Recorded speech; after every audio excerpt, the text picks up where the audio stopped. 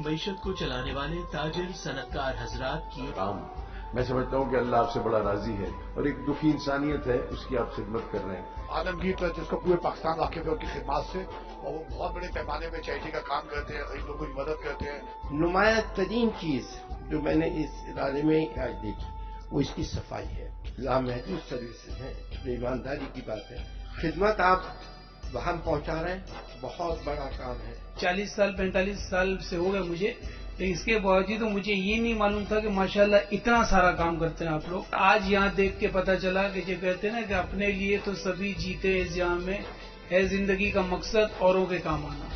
एक इदारे वो होते हैं जो मांगते तो नजर आते हैं लेकिन करते नजर नहीं आते, और एक इदारे वो होते हैं जो मांगते नजर नहीं आते लेकिन करते बहुत कुछ है, बहुत कुछ नजर आता है उसके अंदर। आलमगीर वेलफेयर ट्रस्ट उसी में से एक है।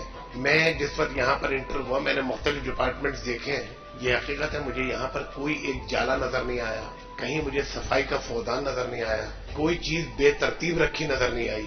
आज माशाल्लाह मुझे देखिए बड़ी खुशी हुई कि आलमगीर वेलफेयर ट्रस्ट जो है कितनी अच्छे तरीके से सेहत, तालीम, यतीम बच्चों की शादियों के मामला को और जो चीजें कर रहे हैं, माशाल्लाह एक बड़ा एफर्ट है इसके पीछे।